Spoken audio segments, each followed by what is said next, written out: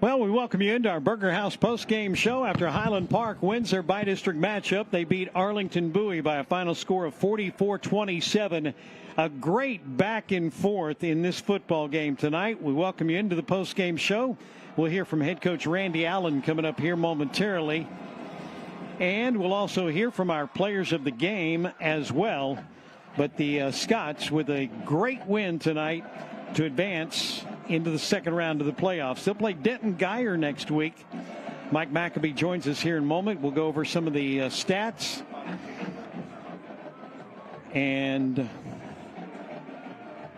we are waiting for Coach Allen down there. Jay Ellis should be getting close. Yeah, there's going to be a trophy celebration first. By district championship.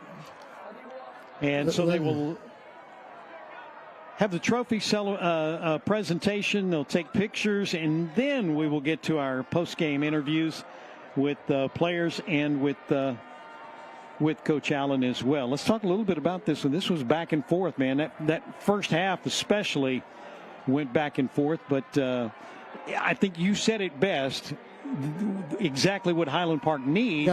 If they're going to advance into the playoffs very far this year. You know, you want to be tested and you want to come out on the right side of the test, and I think that's what happened tonight. I mean, to Bowie's credit, they came in and I think played better than a lot of people thought they could or would play, and they didn't back down. And Highland Park needs to play somebody like that because it's just going to get tougher from this point on. And I mean, this to me is a good sign because Highland Park got slapped in the face, up 28-14 at half. And what does Bowie do? Comes back and within 1 point of tying it before a huge block. And to me, that just goes to show you never know. You could think, well, now it's 28-all and let them kick it and we'll just do our best when we come back. You never know what's going to turn the tide. And I think it was Adam Rourke's block of that kick and Barton's return that really turned the momentum back in Highland Park's favor. You go all the way back to the first quarter. Highland Park came out, scored first, make it 7-0, but the Volunteers answered to make it 7-7. Highland Park goes up again, make it 14-7. Volunteers come right back in the first quarter to tie it up 14-14 after one. Got to the second quarter, Highland Park up 21-14, and then, as you said, 28-14 at the break. And a lot of people were thinking at that point, this is over. A lot of people in the stands saying, oh, I can go home now. No. Volunteers come out, onside kick, cover it. They also took the opening drive of the third quarter, scored on that, and then they had the onside kick that they recovered. They go down and score off of that. And, the momentum, when we discussed it, the momentum had changed so much that it was with Bowie at that point because they had 2 touchdowns. They're going to kick the extra point, and it's going to be tied. Exactly. And they've got the momentum. What does Highland Park do? They block the PAT.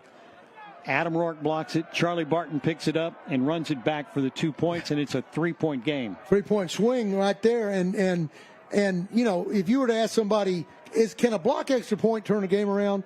On the surface, no. But at that moment, that was huge. It was huge. There was a failed field goal in there as well that would have gotten Bowie back to within 7 if they kicked it in the game. Yep. And the Scots did come back and score after that, and again 44-27 the final score.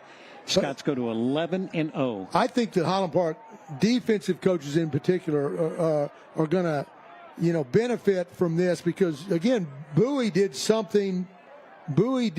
some things that gave the Scots defense some problems. And the beauty of that is you win, you go on, you get another week to work on that and see if you can get it worked out before Geyer. They have had this trophy presentation. Jay Ellis trying to catch up with Coach Allen right now. Congratulations on a bi-district victory. First of all, Bowie came to play. Tell us about what a tough opponent you all faced tonight. Yeah, Bowie came and they played great on both sides of the ball. I mean, it was a hard-fought game. I just never could relax. After they got that onside kick in the second half and drew within 3 points, I guess, I was really I thought it might slip away from us. Charlie Barton's blocked PAT return that gave us a 3-point lead seemed to shift the momentum a little bit, and then we scored, kind of took control of the game once Jay Cox scored again. So I just never felt comfortable we got ahead of them more than 14 points. Coach Allen, tell us about how you all continued to move the ball and ultimately put 44 points on the board tonight. Well, a lot of big plays, a lot of pass plays, and a lot of different players, like always, made big catches at important times during the game. And we had a lot of explosive plays to score quickly, and we needed every point we could get at the time. Coach, it looks like every time they hit you with something, you manage to respond really well. In terms of kind of a little bit of it, when you hit a little bit of adversity, you got to be pretty happy with that. Well, our guys responded. I mean, every time they scored and drew close, we made a big play to either score or, we were a little flat maybe because of. I told our guys, just because they're 5-5, we got to get ready to play emotionally. And they're better than a lot of teams that we played in our district. I think they would be very competitive in our district. And they probably played one of their better games tonight. They really did play well. I wanted to ask you about that blocked extra point. That was a huge momentum play there in the third quarter. It was huge. And that would have pulled them, tied the score. And Charlie's interception return put us 3 points ahead, and that was big. Coach Allen, week in and week out, we talk about the different groups that support your players and your team. We talk about the band and the cheerleaders and the drill team. But one group that we haven't talked about yet are the football girls. And I noticed your football girl over here with you. You want to bring her in and introduce her real quick while we get to interview for this last game at Highlander of the Year? Well, this is my lovely wife, Carolyn, and she's my number one fan, and she's the reason why I'm still coaching, and I love her very much. She does so many things behind the scenes to make my job possible, so this is my lovely wife. Well, right now with all the families on the field, we wanted to honor you and your wife and all you do for Highland Park football. And now we're going to celebrate this victory. Congratulations, Coach Allen, and thank you, Mrs. Allen. And we'll have player interviews in just a moment. Good job there getting Carolyn Allen in there. I was going to say, Coach Allen has a football girl. That's not right. he's got the ultimate mouth-watering. Tell you what, we need to take a time out. You are listening to the Burger House postgame show. You're watching the Burger House postgame show after Highland Park's 44-27 win over Bowie. We'll come back with some player interviews right after this. The official burger of Highland Park football. Burger House keeps my O-line fueled for the big games. I got your back. Mouth-watering burgers, famous fries, handmade shakes and malts made the old-fashioned way, like they were back in 1951, when we first opened our doors. Next time you have the urge for a double-double and Jack's Famous Fries, stop in and step back in time to our neighborhood restaurant. We would love to see you. Go Scots! Back on our Burger House post-game show at Highlander Stadium, Highland Park with a 44-27 victory tonight, and the Scots go to 11-0 on the season, and we are waiting for our players of the game. We'll have our offensive player of the game, our defensive player of the game, our special teams player of the game. We're also going to go through some highlights before we get this one finished up, and Mike McAbee, our statistician, is here with me. And while we wait for Jay to find our players of the game, You've got one? Go ahead. A little off script. This isn't one of those specific players. This is just one of the players of the game, but this was an important one. We've got offensive tackle Lawson Petty. Lawson, for the last few weeks, we've seen a little bit of you, but also some of the other guys while you were getting over an injury. Tell us what it was like to be back on the field full time for a game where it was all on the line. Yeah, coming back for senior night, going for one drive was special. But I mean, being an offensive lineman, you got to play every position. Got to be able to have other guys that can play every position. So to have Case Pickleman and Will Ogle in there while I was out, was a huge blessing, and I can't thank them enough for being on the team, being as good of players as they are. And so, yeah, just to have them is really nice. And Lawson, you mentioned those guys that have done such a great job filling in throughout the year. Tonight, Maroulis had to leave in the second half with what we think and hope is just a bruise to his knee. But Pickelman comes in and on the very first play makes a great snap and makes the block that springs a touchdown run. Tell us about the job he does at center when Maroulis can't play. Yeah, it was hard to watch Maroulis go down, but you always have to have a sixth man, and Case went in. And, I mean, it's kind of hard to go into a cold game and not be playing at all. And so he wasn't warm at all, and so he did a great job. And, yeah, he played awesome. Hey, it's almost like we planned this. You just segued into question 3. You said cold. If the fans at home didn't feel it out here, it looks to me like you're a little chilly right now. What was it like playing in these weather conditions? Terrible. I hate the cold so much. But big shout out to the dads for putting warmers next to the benches. My butt was nice and warm, so we had that while I was off. But, I mean, in the middle of the field, it was freezing. Winds were bad, but we got the job done. So.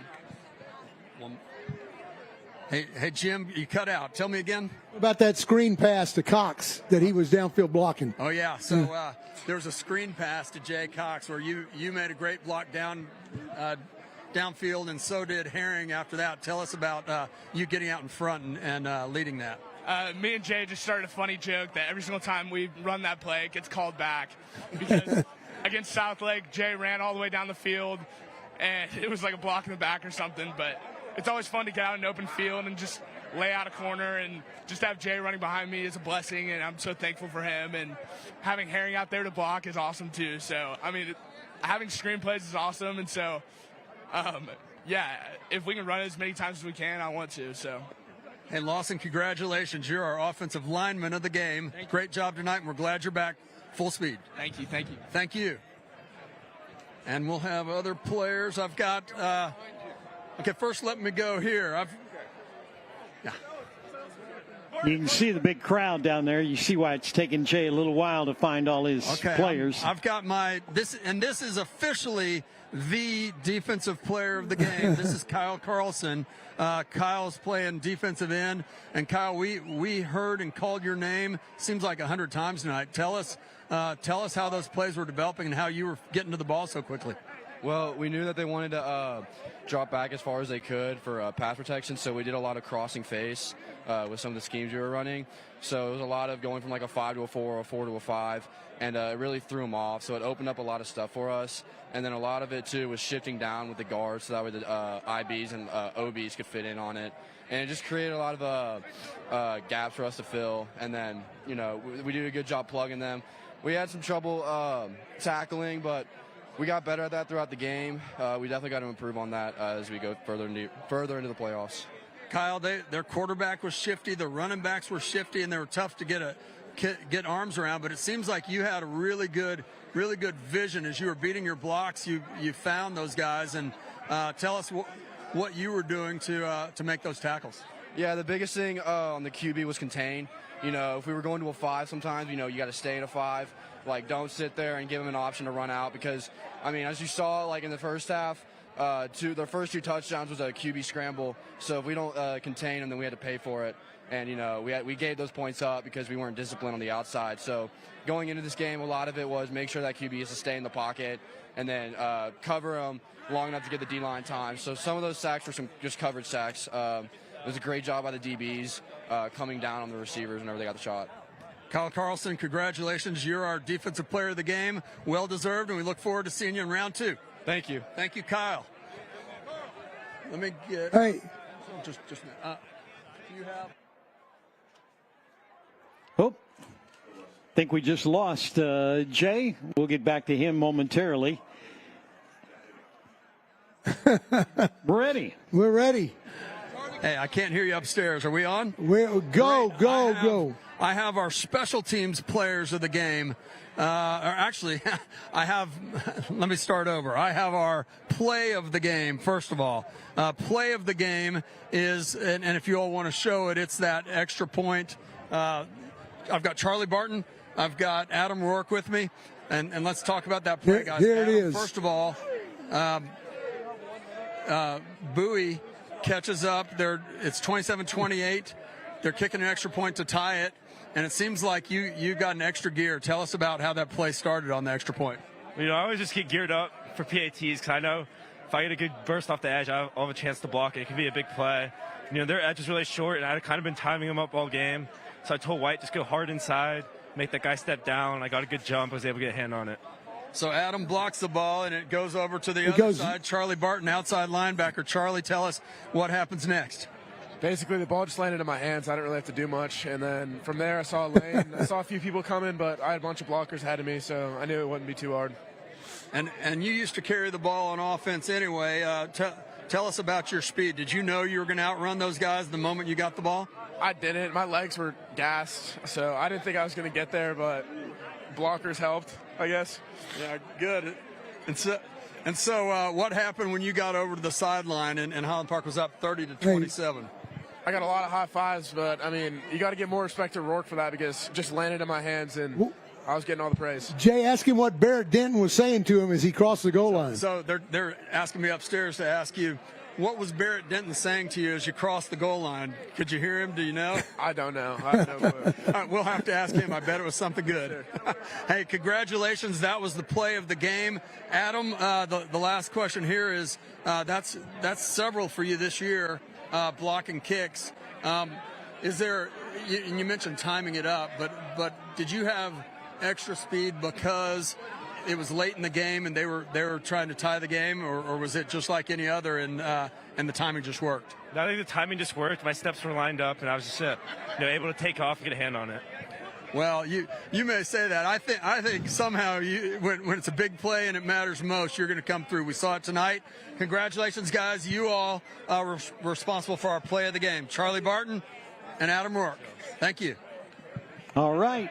Part of our Burger House post-game show as Jay continues to find players, and I believe I've selected Judge Ellis, and so I want to make sure Jay gets Judge Ellis as well. I think he's got Bo Lilly down there. Yeah, I've got this is our offensive player of the game. Hey, Bo, early in the game, I heard him saying upstairs you had 3 catches for 130-something yards. Tell us about that first one, the long one. I think they busted coverage. They were playing man, and the OB let me just go right behind him, and I was open. Brennan threw it. He threw it away from the cover 1 safety, and the wind took it, and it faded outside, so I had a pretty hard catch. But I got it and took it in. Hey, Bo, do you and Brennan have some sort of an agreement that you don't want any short passes or gains? You only want 50-plus and for touchdowns? Hey. I'll take it. You'll take it. Good. Hey, so tell us what it was like for you offensive guys playing in this cold weather. It didn't seem to affect how you caught the ball. Yeah, I don't think we're ready for anything. We've played in tougher conditions than this. We really are. Hey, Bo, you've been preparing for this for a long time. Unless something really strange happens, this is your last Highlander Stadium game as a Scot or forever. Tell us what it means to you when you're going to walk off this field tonight knowing you don't get to come back here. It means a ton. You play the game, each play, you're in the play, and you don't really realize it, but walking off, it really will. It's starting to hit me that it's the last game. I love this place. We don't lose here, and it's sad, but it's happy. I'm happy that it happened. So. Yeah. Hey, Bo, congratulations. You're our offensive player of the game. It seems like you're that every week. We can't help it. Yes, sir. Great job. I'm proud of you. All right, Jay Ellis with our post-game player interviews, and I believe he's got another one down there. Now I've got Carl Williams. Carl was playing safety, and you made a couple of big hits late in the game to seal the victory. Tell us about the hit you made when they went in the air and you knocked the ball out. Just trying to do what coach to do, go for the man and not the ball. Just focus on making the play and don't go for the pick, get it down. Carl, so it seems like early in the game, Bowie found a few windows coming across the middle, sort of mid-range crossing routes. And a defense isn't supposed to stop every play every time, but it can get frustrating. What is it you all did to make sure that you closed those windows and that they didn't continue to expose those windows in the defense? Well, middle linebackers did a great job. Both Tommy and Jack Morris, they came up and they were like, hey, we're going to play it back a little, but y'all got to come up on it too. So they did a great job communicating, and that made all the difference. Hey, Carl, so I know all week long everybody's been saying this week's only about Bowie. Well, now Bowie's done, and Denton Geyer's next. Do you know anything about them? Not much. We just got to focus on what we did in practice, do our best every day, and we got to bring it on the field. That's so that shows that Carl Williams is the best safety in the nation.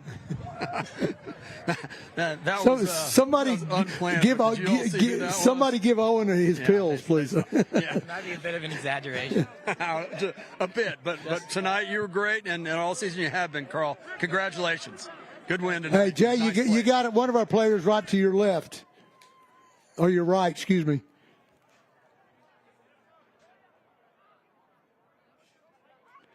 There you go. Where's Judge? Judge Ellis with me now, and I've got Matt Wallace with me too. Judge, they told me upstairs you were one of the players of the game, and I'm going to let Matt Wallace ask you a question. Here you go, Matt. Take it. I don't like this. He don't like it. What moves did you use on all of your sacks? Wait, say it again. Yeah, they couldn't hear you. Oh, sorry. What was your best pass rush move tonight? Well, I mean, I'm just trying to engage the guy, and then I would try to just either rip him away, snatch him away, and then I would get there, and I just basically run and go hit the quarterback. Easy, simple as that. It's good. Very good. Great. Hey, so good job, Matt Wallace. You got a future in this business. Hey, ask Judge about playing nose guard, because it looks like he is really taken to that. Yeah. Hey, Judge, Coach Castelaw wanted me to ask how do you like playing nose guard? Because it sure looks like you're finding the ball and making plays from the middle of the line.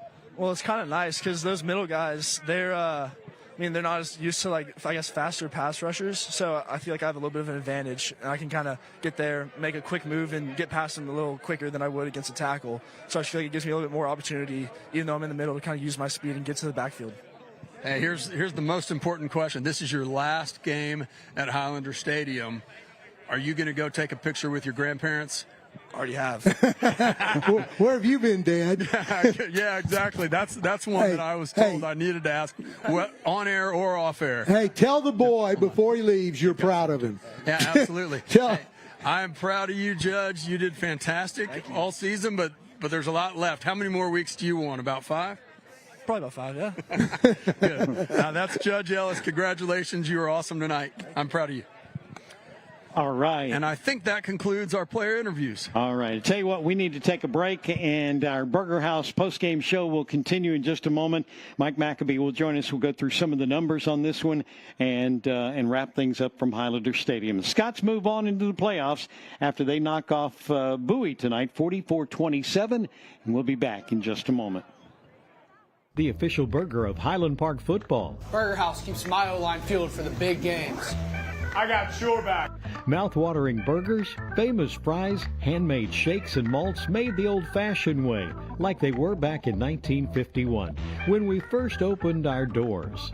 Next time you have the urge for a double-double and Jack's Famous Fries, stop in and step back in time to our neighborhood restaurant.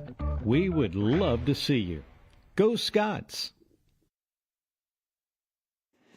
Back on the Burger House postgame show, Mike McAbee, our statistician, joins us. And let's talk about some of the numbers from this one because, 44-27, it was a close game throughout the whole thing. And the total yards, a lot closer than I expected it to be. Exactly. It's what we were talking about earlier. It's an efficiency thing of how well the Scots turned yardage into points.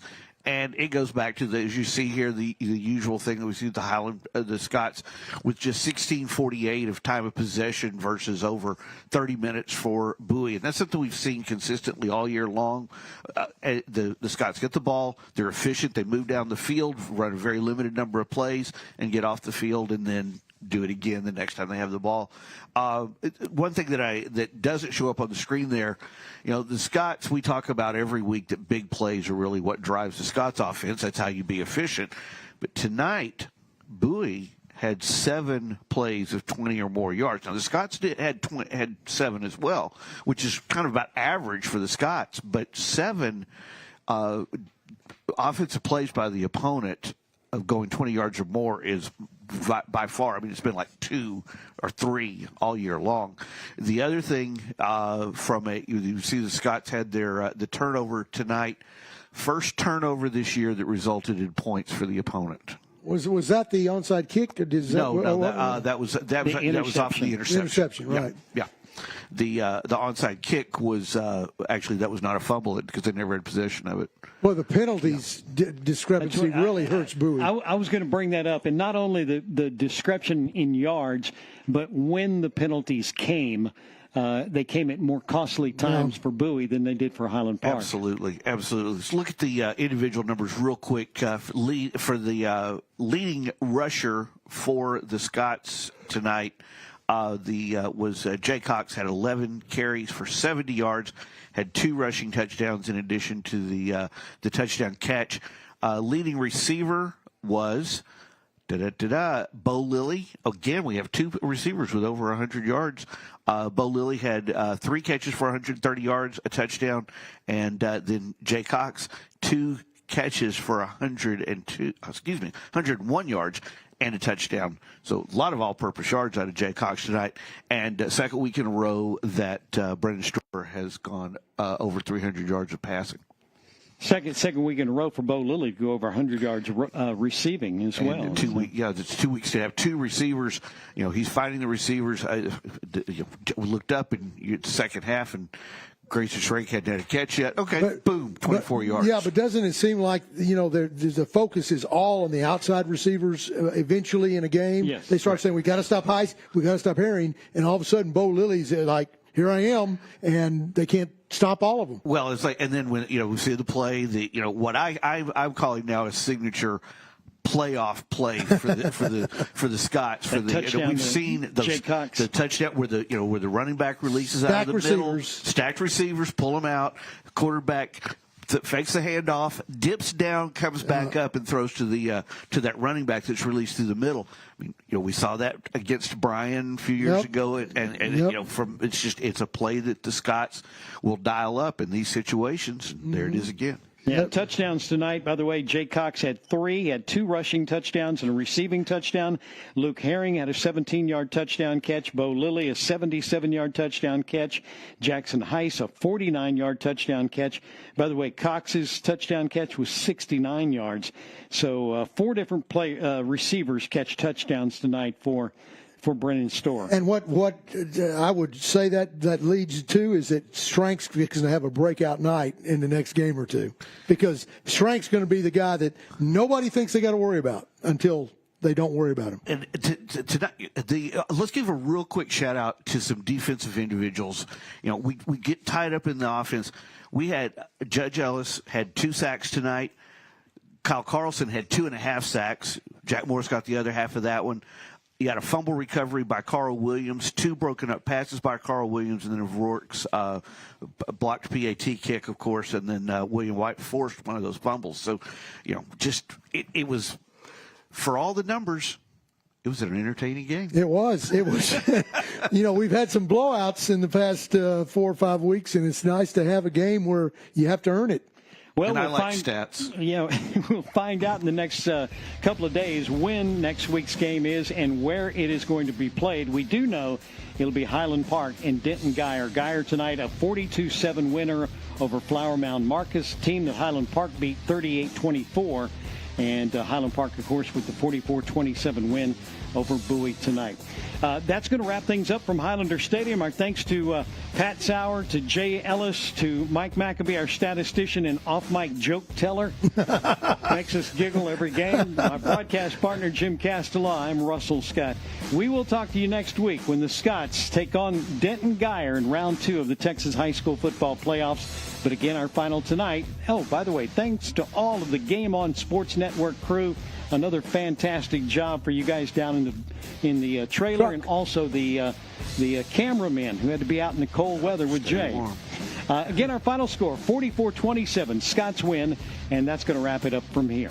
Good night. God bless. We'll see you next week.